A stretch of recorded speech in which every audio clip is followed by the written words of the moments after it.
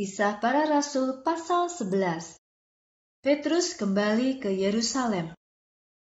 Para rasul dan saudara-saudara seiman di seluruh Yudea mendengar bahwa orang-orang bukan Yahudi juga sudah menerima firman Allah. Tetapi ketika Petrus kembali ke kota Yerusalem, kelompok orang Yahudi yang bersunat mencela Petrus. Mereka berkata, "Kamu pergi ke rumah orang-orang bukan Yahudi yang tidak bersunat, bahkan makan bersama mereka."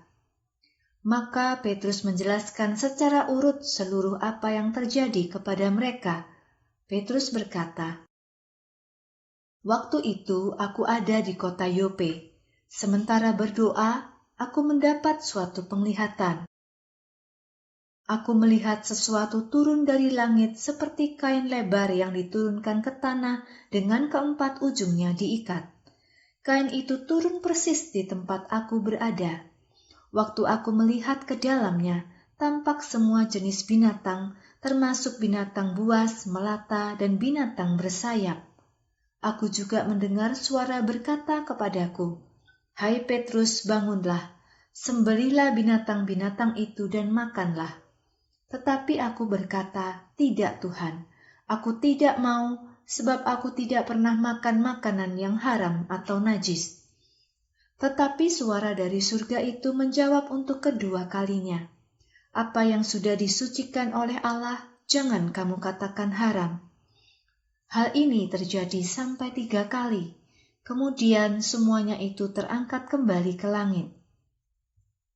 Pada saat itu datanglah 3 orang berdiri di luar rumah tempat aku menginap. Mereka diutus dari kota Kaisarea untuk menjemputku. Kemudian Roh berkata kepadaku agar aku pergi bersama mereka tanpa ragu-ragu. Keenam saudara ini juga pergi bersamaku. Kami masuk ke rumah Kornelius. Kornelius menceritakan kepada kami tentang malaikat yang ia lihat berdiri di rumahnya. Malaikat itu berkata, 'Suruhlah beberapa orang ke kota Yope untuk menjemput Simon yang disebut Petrus.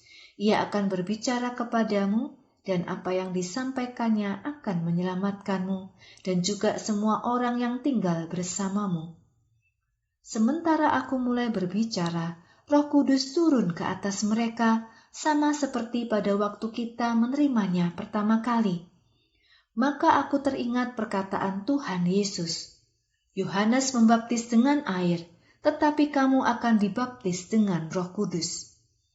Allah telah memberikan kepada orang-orang itu karunia yang sama dengan yang Ia berikan kepada kita ketika kita percaya kepada Tuhan Yesus Kristus. Jadi, dapatkah aku menolak apa yang Allah ingin lakukan?" Ketika orang-orang Yahudi yang bersunat itu mendengar penjelasan ini, mereka berhenti berdebat. Kemudian mereka memuji Allah dan berkata, "Berarti Allah juga telah mengaruniakan kepada orang-orang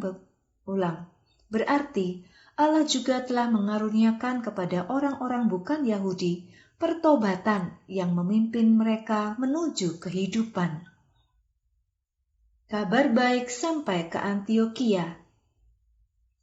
Orang-orang percaya yang tercerai-berai karena penganiayaan setelah Stefanus dibunuh telah tersebar sampai ke wilayah Fenisia, Pulau Siprus, dan kota Antiokhia. Di sana mereka juga memberitakan kabar baik, tetapi hanya kepada orang-orang Yahudi.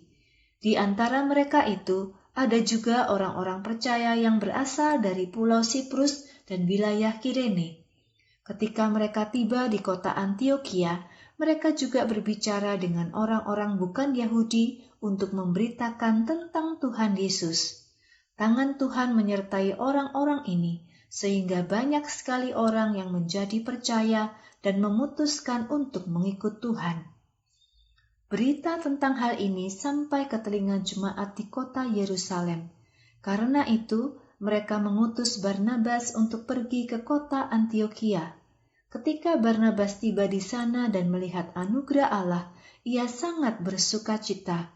Ia juga mendorong mereka semua untuk tetap setia kepada Tuhan dengan segenap hati mereka. Karena Barnabas adalah orang yang baik, dipenuhi Roh Kudus dan penuh iman, maka semakin banyak orang menjadi pengikut Tuhan. Dari kota Antiokhia, Barnabas pergi ke kota Tarsus untuk mencari Saulus. Setelah bertemu dengannya, Barnabas membawa Saulus ke kota Antiokhia dan mereka tinggal di kota itu selama setahun penuh. Mereka mengajar banyak orang di sana. Di kota Antiokhia inilah untuk pertama kalinya murid-murid disebut orang Kristen. Pada hari-hari itu, beberapa nabi dari kota Yerusalem datang ke kota Antiokhia. Salah seorang dari nabi-nabi itu bernama Agabus. Ia berdiri dan dengan pertolongan Roh, ia mengatakan bahwa akan ada kelaparan yang hebat di seluruh dunia. Kelaparan ini terjadi pada masa Claudius menjadi kaisar. Maka murid-murid memutuskan untuk mengirim bantuan sesuai dengan kemampuan mereka kepada saudara-saudara seiman yang tinggal di wilayah Yudea. Mereka mengumpulkan bantuan itu dan memberikannya kepada tua-tua jemaat di kota Yerusalem melalui Barnabas dan Saulus.